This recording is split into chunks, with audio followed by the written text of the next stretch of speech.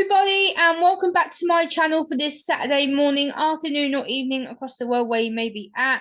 And this is another BBC News article which I just found, and I thought I would report on it. It says autistic people 4 times more likely to be lonely. I have the study attached in another tab. We're going to scan down. This is Dr. Gemma Williams of Swansea University says sensory issues can cause issues with socializing. Well, yeah. The article was written by Gary Gathergood Danes. Sorry if I mispronounced your name, but it's important to include the author of the article for BBC News. Autistic people are four times more likely to be lonely than those who are neurotypical, according to a new study.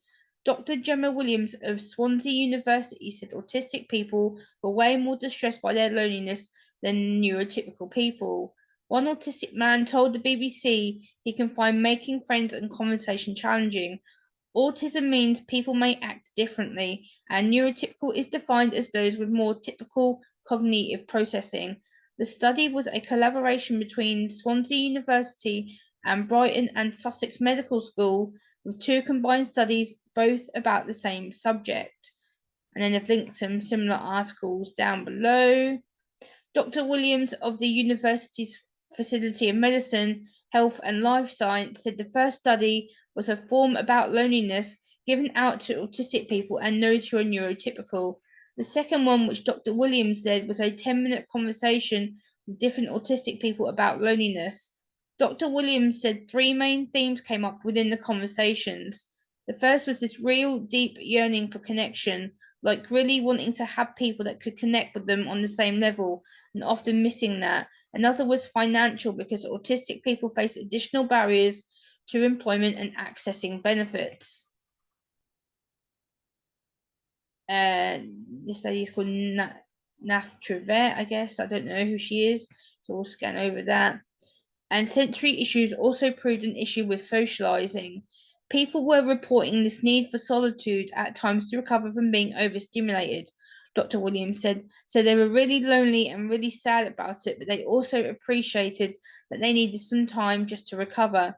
Nath Trivet, who was autistic and from Caerphilly, said ignorance was the main reason for autistic people feeling lonely and more education was needed. Autistic people can find making friends and conversation challenging, and society just needs to understand that that's a system and to adapt to it.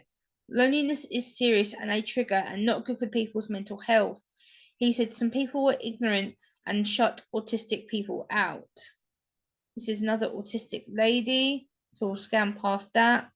Eleanor Button, who is also autistic and from Brighton, Sussex, said, I used to be a really shy person, but I've always wanted to be extroverted, but I've gradually sort of trained myself over the course of my 20s. She said she pushed through overstimulation to carry on socializing.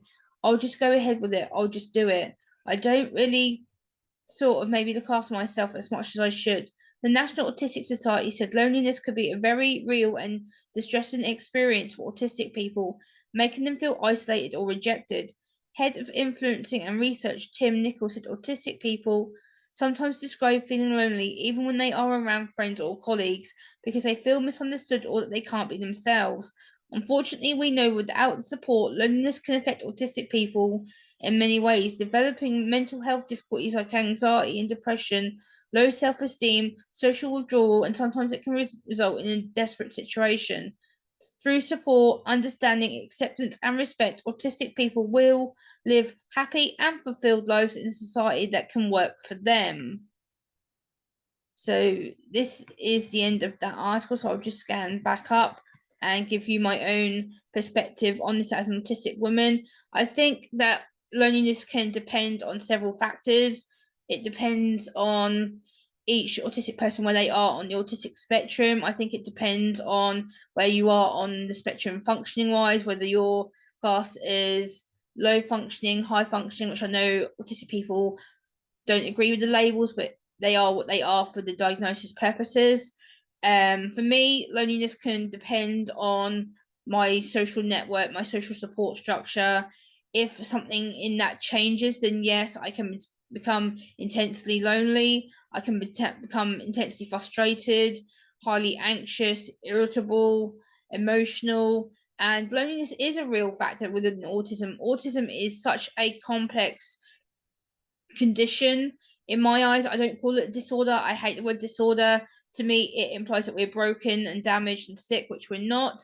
And that's been proven time after time after time after time. I think loneliness is such a complex subject on its own.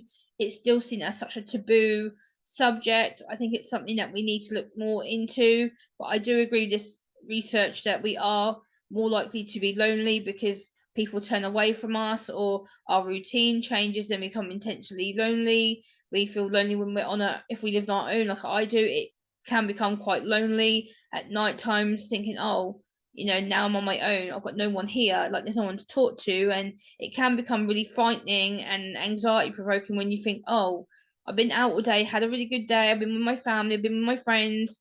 I've had a laugh, I've had a bit of a joke, had some dinner, and then I've got to go back home. And then it's like, oh, now what? And it's that intense feeling of feeling separated and isolated and lonely and by yourself, and all the negative self-doubt starts to creep into your head.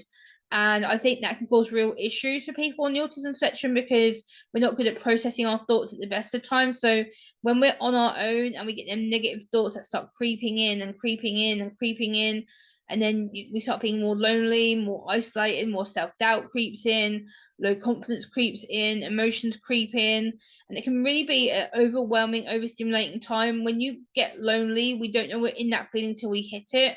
And when we hit it, it becomes everything. It becomes a way of everything is bad, real bad. We feel like we can't control it, we can't get out of it. We feel like people don't care or understand about us. And it can be really, really scary because, like this article said, it can lead to some really devastating, desperate situations, i.e., mental health incidents, suicidal thoughts, things like that. Luckily, I don't really have them, so I'm quite good with that. But I know others do have suicidal thoughts, and people end up in hospitals and mental health units and other things. So, loneliness is a really big factor in how people see things around us and how people might not see how we mask it and try and cope. Loneliness is such a complex topic. I think that there's a lot more that needs to be done around it. I think there's a lot more coping strategies to be introduced, like fidget spinners, fidget jewelry, watching movies, listening to music, writing poetry, writing a diary journal, like, things that are basic everyday things that you can do to self calm, self soothe. But yeah, loneliness for me is a really big thing. I do suffer from it really badly because when I get home from events, or I get home from seeing my dad or my sister or my mum, you know, it kicks in within a few hours. It's like, oh, you had such a good day. Now what?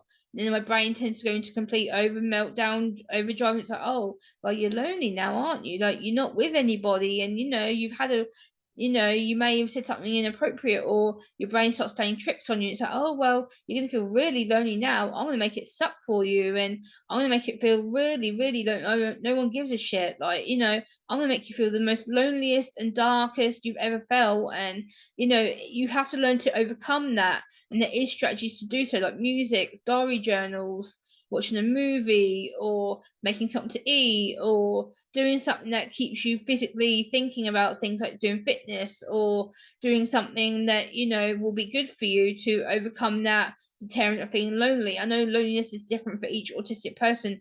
I'm only speaking for myself on how I experience loneliness. And I think loneliness is an interesting subject. I think it's something that we need to do more research on. I think it's something that is a trigger for a lot of autistic people. So let me know what you thought about my thoughts on this article. I will link it down in the video description. And I will see you on the next video, guys. Bye for now.